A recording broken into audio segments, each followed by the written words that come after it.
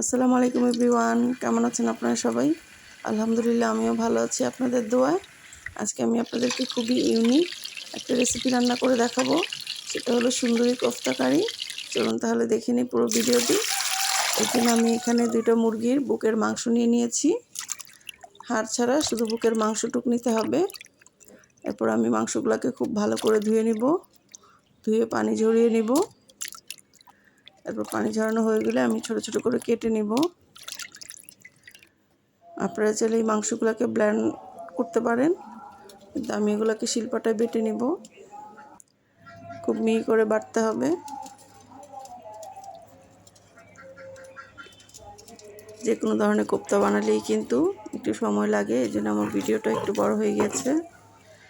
আপনারা একটু ধৈর্য সহকারে দেখতে থাকুন। একদম মিহি করে বাটতে হবে, যেন কোনো ধরনের লাম্পস না থাকে। আমি কিন্তু এর আগে এটার মধ্যে একটু গোলমরিচ বেটেছিলাম, এই জন্য কালারটা একটু এমন দেখা যাচ্ছে। দেখতেই পাচ্ছেন কত সুন্দর মিহি করে বাটা হয়ে গেছে।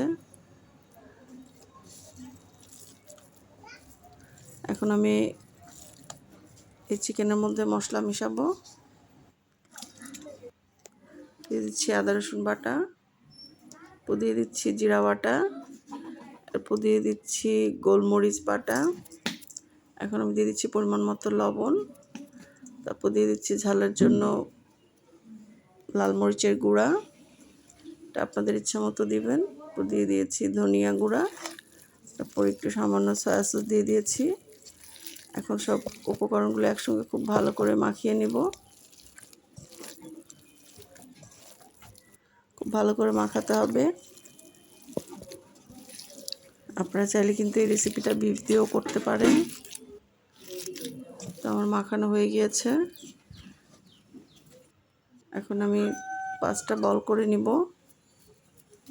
আমি যেহেতু 5টা ডিম সিদ্ধ করে নিয়েছি, এই জন্য 5টা বল বানিয়েছি।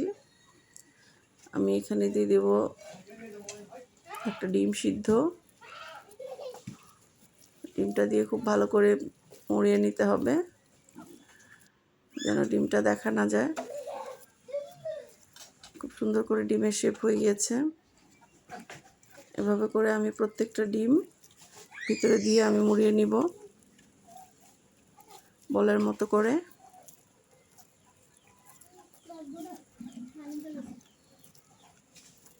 এই তো আমার সবগুলো কিন্তু এভাবে করে বানানো হয়ে গেছে।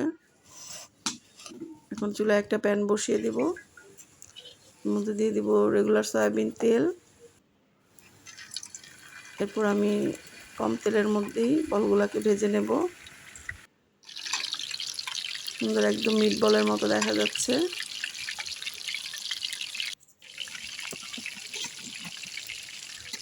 এরপর আমি উল্টে পাল্টে খুব ভালো করে ভেজে নেব বলগুলোকে। বিশেষ করে বাচ্চারা বেশি খুশি হবে এই চিকেন বলগুলোকে দেখে। সব দিক থেকে যখন ব্রাউন কালার হয়ে যাবে, তখন আমি বলগুলোকে নামিয়ে নেব।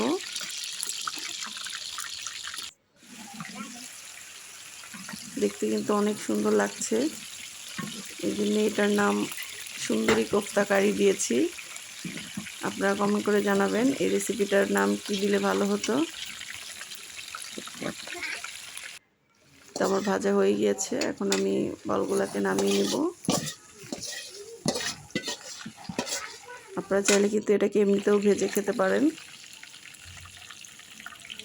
সস দিয়ে খেতে কিন্তু ভীষণ মজা লাগবে। আপনারা কিন্তু বাচ্চাদেরকে বিকেলের নাস্তা হিসেবেও দিতে পারেন এই চিকেন বলগুলো, এতে করে অনেক খুশি হয়ে যাবে। এরপর আমি এই তেলের মধ্যেই দিয়ে দিব পেঁয়াজ কুচি।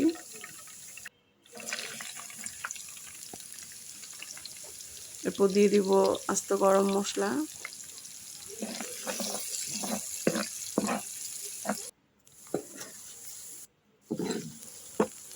এরপর আমি একটু মশলাগুলোকে একটু ভেজে নেব।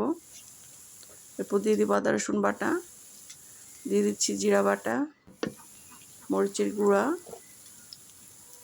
এরপর দিয়ে দিব হলুদের গুঁড়া, দিয়ে দিয়েছি ধনিয়া গুঁড়া।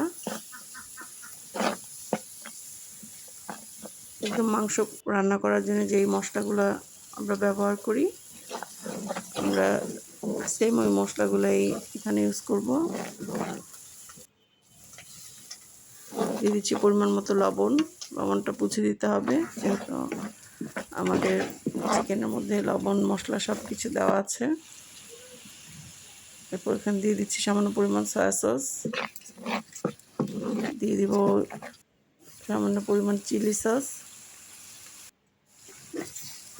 এতে করে টেস্টটা ভালো হবে, এটা অপশনাল, না দিলেও হবে সস। আর যদি হাতের কাছে থাকে তাহলে দিয়ে দিবে। আমার মশলাটা খুব ভালো করে কষানো হয়ে গিয়েছে। এখন আমি এখানে দিয়ে দিব ঝোলের জন্য পানি।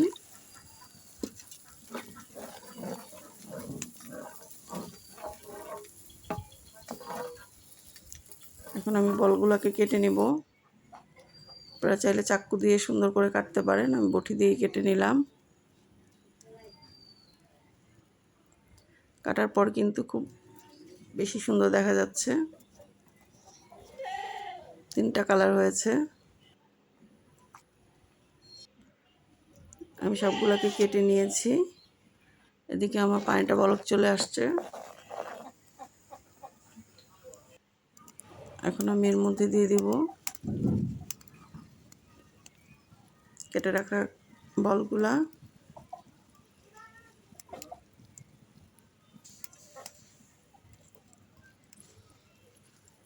এরপর জাল করতে হবে পানিটা শুকিয়ে আসার আগ পর্যন্ত।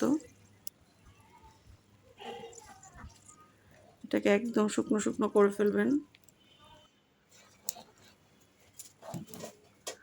আমার হাতে একদম সময় ছিল না শুকানোর মতো, এর মধ্যেই বৃষ্টি চলে আসছে। কিন্তু আপনারা একদম শুকিয়ে নেবেন, তাহলে বেশি ভালো হবে, খেতেও ভালো লাগবে, দেখতেও ভালো লাগবে।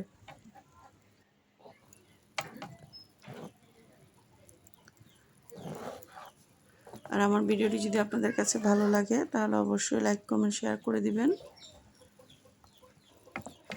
কারণ আপনাদের লাইক কমেন্ট পেলে নতুন নতুন ভিডিও বানানোর জন্য উৎসাহিত হব।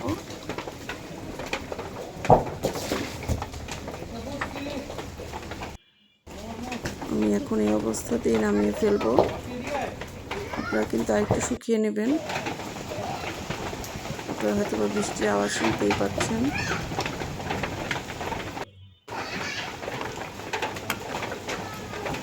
খেতে কিন্তু ভীষণ মজা হয়েছে, আপনারা অবশ্যই বাসায় একদিন ট্রাই করবেন।